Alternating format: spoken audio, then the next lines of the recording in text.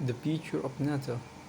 NATO will build up its military presence on its eastern flank to guard against Russia, by Joe Hernandez from NPR.org.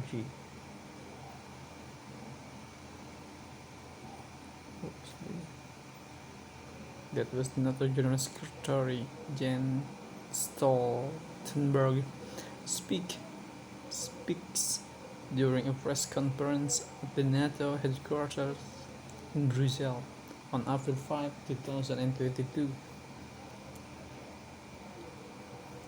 NATO military commanders are working on plans to station a full-scale fighting force on the alliance's eastern flank to guard against any future Russian invasion, the organization had said in an interview.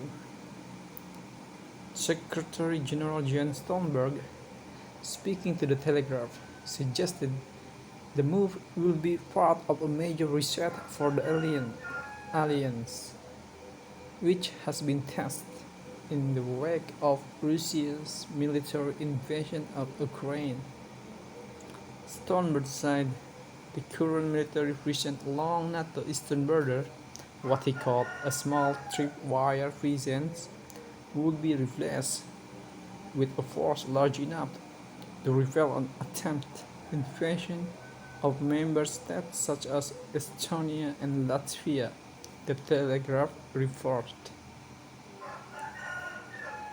Ukraine is not a member of NATO, and Russian President Vladimir Putin has accused the alliance of breaking promises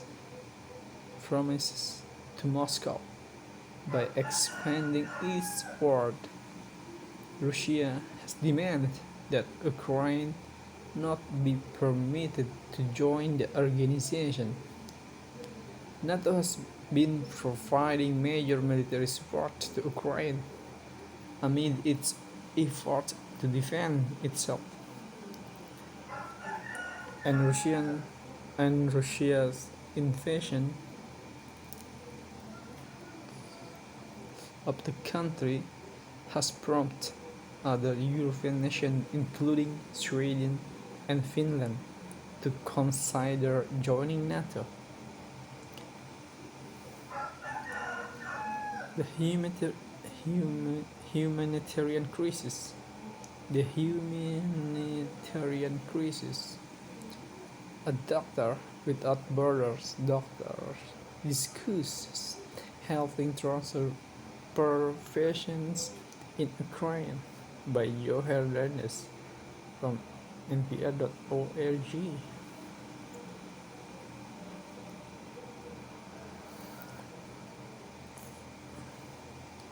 Firefighters spray water on a destroyed shoe factory following an airstrike in Dnipro on March 11, 2022.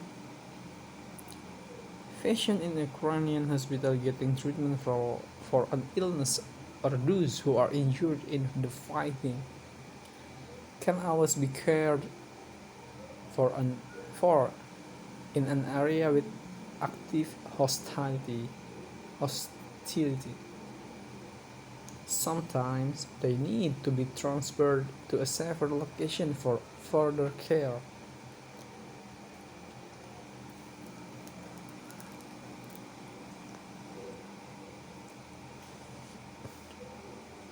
Dr. Joanne Liu of Doctors Without Borders is among the medical staff deciding who can be transferred for higher level medical treatment and helping these patients make the grueling journey safely.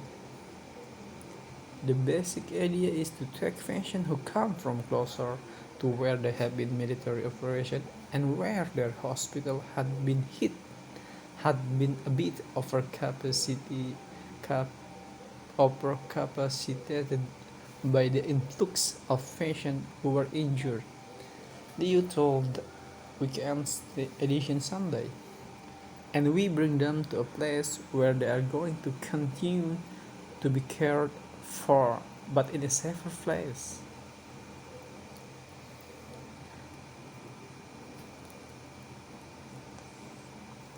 Liu, who spoke from the eastern Ukrainian city of Dnipro, recounted the story of one child who had suffered a blast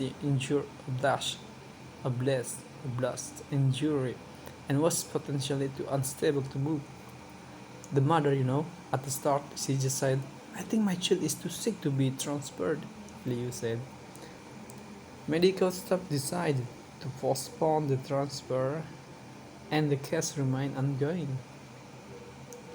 In another instance, a child who had fled Mariupol was being treated for fractured limbs. Both the child and child's mother pleaded with doctors to transfer the child for treatment. Liu agreed and the transfer went ahead.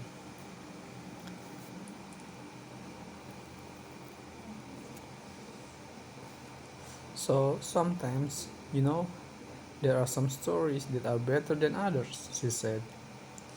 Liu added that the vast majority of doctors and other medical staff caring for patients in Ukraine are Ukrainian. They are so strong and so resilient, she said. They are doing an amazing job.